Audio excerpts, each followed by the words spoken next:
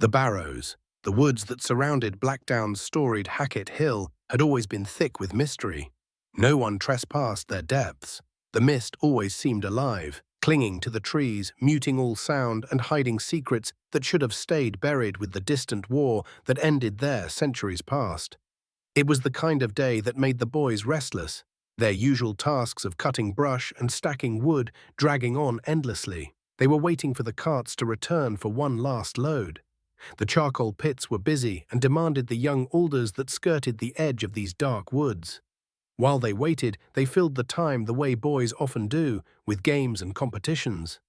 Ego, the eldest of the Blackwood boys at 14, had taken charge as usual. "We may as well practice," he said, stringing his small bow.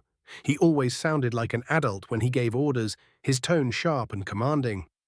"Damien, Ewan, get your bows. Let's see who can hit the dark knot in that old oak." Damien, Ego's younger brother, grinned as he eagerly joined in. Ewan followed suit, though less enthusiastically, his face already set in a scowl. He didn't like these games, partly because Ego always won, and partly because he knew it meant trouble if they weren't paying attention or someone got hurt. But none of them noticed when George wandered off. He had been sitting on a fallen log, quiet as always, his head tilted like he was listening to something far away. George wasn't like the others. He never had been. His mother had died giving birth to him, and his father had fostered him out to Ewan's family when he was just a baby. Ewan's mother had been his wet nurse, and from that day forward, Ewan had been told that George was his responsibility. The problem was, George didn't make it easy. He was always wandering away, always chasing after things no one else could see. Ewan had spent his whole life chasing after George too, dragging him back from mischief and danger. And now, as the mist thickened and the day grew colder, George had slipped away again. It was Ewan who noticed first. "Where's George?" he asked, lowering his bow. Ego looked up, frowning. "He was just here." Damien shrugged. "Probably wandered off again." Ewan's stomach sank like stone. He already knew where George had gone. They all did. Over the hill, past the old oaks, to the Barrows. The Barrows. Just the name made the hairs on the back of Ewan's neck stand up. The place was forbidden. Everyone in Blackdown knew the stories of restless spirits, of treasure hunters who disappeared, of strange noises that came from the earth. But George didn't care about rules or warnings. He was drawn to the Barrows. Ego's expression darkened.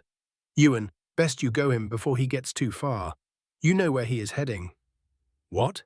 Why me?" Ewan snapped, though he already knew the answer. "Because he's your responsibility," Ego said firmly. "Go." Ewan clenched his fists, his face hot with anger.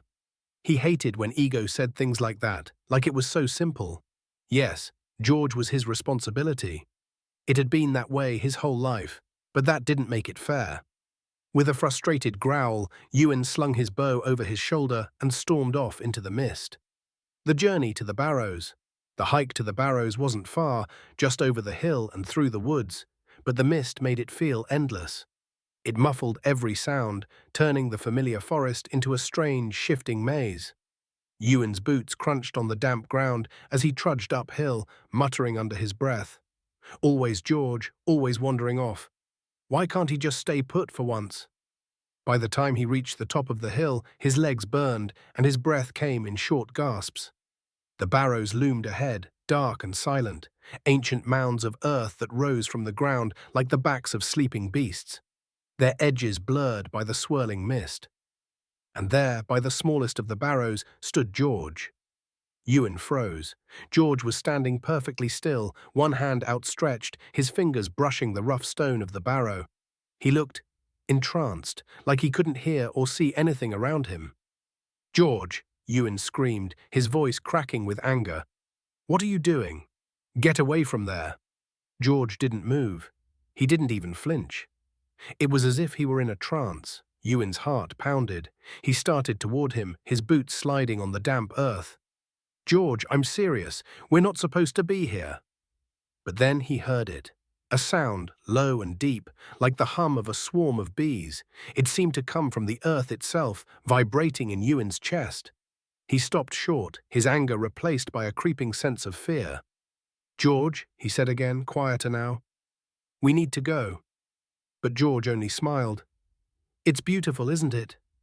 Before Ewan could respond, the hum grew louder. A sharp crack split the air, and the ground beneath the barrow trembled. Pale light seeped through the cracks in the stone, and then the shapes began to emerge. They poured out of the barrow, slowly at first, and then in a rush. White, formless shapes, like smoke given life.